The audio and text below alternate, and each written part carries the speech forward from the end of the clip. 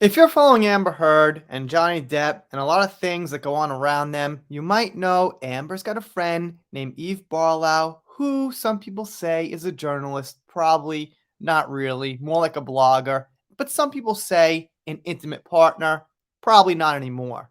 Eve recently quit Twitter, but on Instagram, Eve remains, and Eve has been putting up posts about Amber. Now, I will admit these are not all new, but they're not really old either. So I figured I'd cover whatever she's got left up there, and although they're not new, they're still up there for everybody to see. So this one here obviously says, I stand with Amber. I will not be threatened, disheartened, or dissuaded by what happened from speaking the truth. No one can and no one will take that from me. But what is the truth? What was the truth? We've been through the truth before, and we know the truth wasn't on Amber's side. But nonetheless, like I said, this remains up there on the net for all to see. The next one I want to feature, I don't have proof. It's about you know who. But when you think about it, and when Eve posts these things, you got to ask yourself this: what else can it possibly be about? This one here. I was talking to a friend today about the emotion of hate because it's one I don't understand.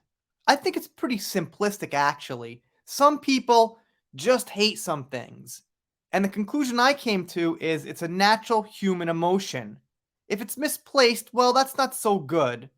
If it's based on things that aren't true, that's not good either. But the emotion itself is something I think's hardwired in humans since the beginning, basically. So it's not something that's actually good or bad itself. It's just got to be used at the right time.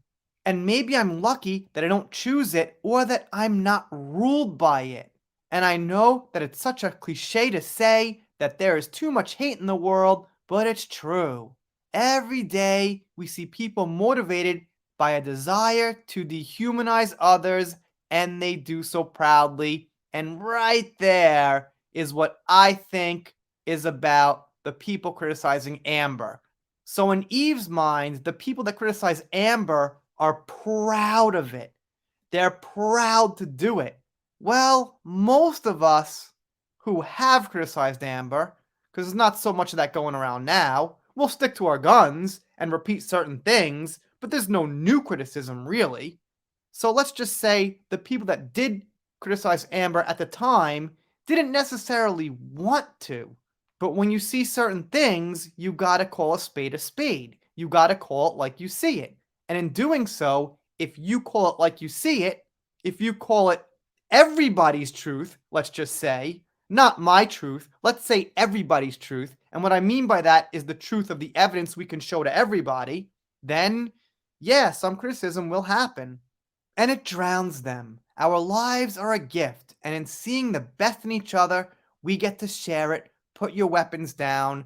And of course, Eve is taking the high road. A lot of times, people defend Amber, or people like Amber, they take the high road. They want to say something like, all's forgiven, let's stop this, let's not do this anymore, that kind of thing. And the reason is to make the people who are criticizing look bad, look like the villains, look like the bad people. While there's no rules on an Instagram post, I can't say it should be one way and shouldn't be the other way. It's like, make your choice. Are you writing a poem or are you trying to say something meaningful and convincing? And if you mix the two, it's unclear. But what's clear to me is I think it's probably in defense of Amber because the word dehumanize about Amber got around a lot. Is Eve talking about herself? I don't think so. Not necessarily. Eve usually whines when something happens to her, some headline, some tweet gets some traction, negative about Eve, but Eve generally doesn't defend herself on the whole as her character out there. But like I said, I can't prove this is actually about Amber. It's just that word dehumanize right there is what makes it so, I think. Same thing with this one here. Obviously, there's no indication it's about Amber, but the other thing they kept saying is her voice is taken away, she's silenced, no one can listen to her, and that kind of thing. So she reposts this from John Cena, who says one of the most loving things someone can do is hear and understand you.